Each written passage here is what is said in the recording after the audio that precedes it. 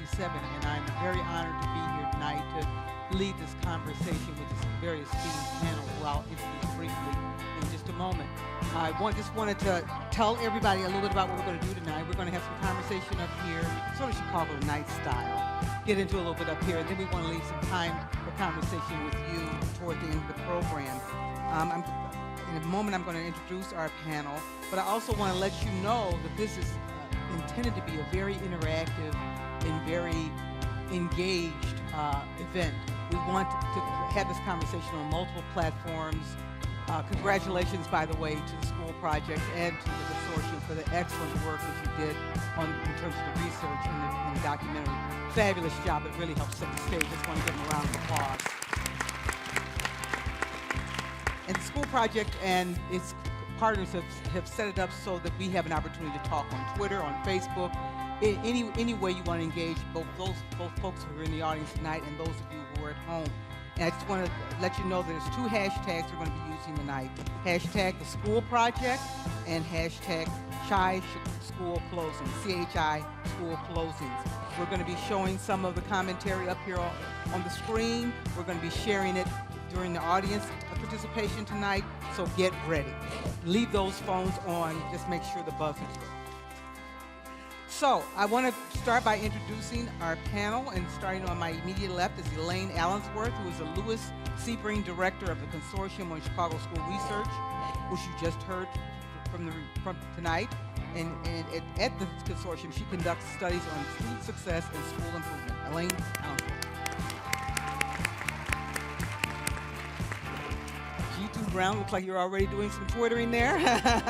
He's the National Director for the Journey for Justice Alliance, a network of 30 organizations who work at the grassroots level in 23 cities, and they're organizing around school improvement issues. G2 Brown. Jesse Ruiz is an attorney and Vice President of the Chicago Board of Education, and we're going to be respectful tonight. Jesse previously served as the chairman of the Illinois State Board of Education, and he's got a lot to offer in terms of telling us about CPS's policy. Jesse Ruiz. And finally, Asif Wilson is executive director of the Greenhouse Fellowship, a youth think tank in East Chicago, Indiana. He previously taught at the Bay Community Academy on the west side before that school community ended in 2013. Asif Wilson. So we've got a lot to cover tonight, and I just want to jump right into it by getting each of you to react to what you've seen and heard already tonight, and particularly, what is your one takeaway, just one takeaway you can share with us. We'll get into more later about the research and the film that, in terms of what we can think about that can advance this issue going forward. We know what the history is. We've heard it tonight. What's the takeaway tonight that will help us advance the conversation toward better education? One thing that really struck me when watching the video and listening to Molly speak was the importance of relationships and social connections in schools and learning. You know, schools are not just about curriculum and tests. They're about adults working with students, nurturing students, working together, working with families. And I think that's one reason schools closings is so emotional for so many people, is because it oftentimes is breaking of those relationships and having to start all over. I'm sure you're going to want to respond to some of those comments. And the takeaway is that these are gut-wrenching decisions that are difficult, that none of us created. None of us, I'd say, who were voting on these decisions. But the fact of the matter is, we've lost 145,000 school-age kids in Chicago, and we have a school system built for 511,000, and we have less than 400,000 now. And so that's the problem, that these are demographic realities that we're facing. Where entire swaths of our city, I look at the neighborhood I grew up in, and half my block, it's like Roseland. I grew up in Roseland, where my mother's still there. When I go and visit her, half the block is empty because the houses have all been torn down. The electromotive plant that used to be there, the Sherwin-Williams plant that used to be there, the Pullman railcar plant that used to be there, to have the jobs for middle-class families to live, are gone. And there wasn't any governmental entity that shut those businesses down. They left. That's global economics. But the reality is you still have schools for those population of people who aren't there. And so it's very, very expensive to excuse me, to maintain all those schools, and so you're forced to make incredibly difficult decisions. The one thing that, and yes, Rosemary, I have to always acknowledge you because you're a very active participant in CPS meetings and here. Unfortunately, that's where the area of the city, the African American population and some pockets of the Latino population, that's where the population loss was greatest. So, the earlier, and so the other question is what?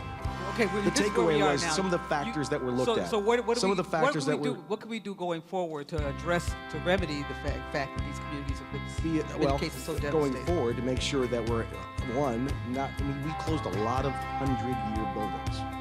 And we used to build 100-year schools. Perhaps the model in Chicago shouldn't be that we're putting up very expensive 100-year buildings anymore. Maybe they should be 40-year buildings, and knowing that in 40 years' time, we're going to reassess if this building needs to be here.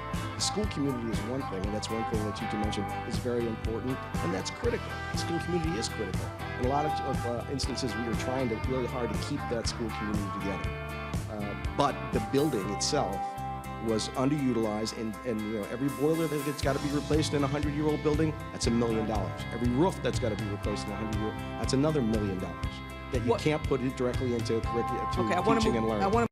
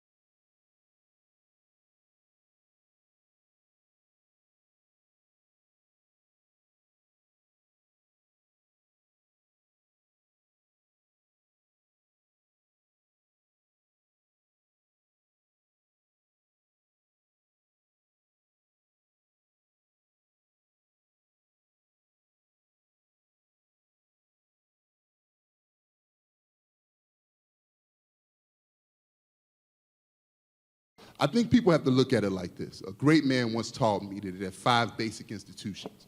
that people need in order to have a flourishing community: education, housing, healthcare, food production and delivery, and clothing. And if you want to destabilize a community, you destabilize those basic institutions.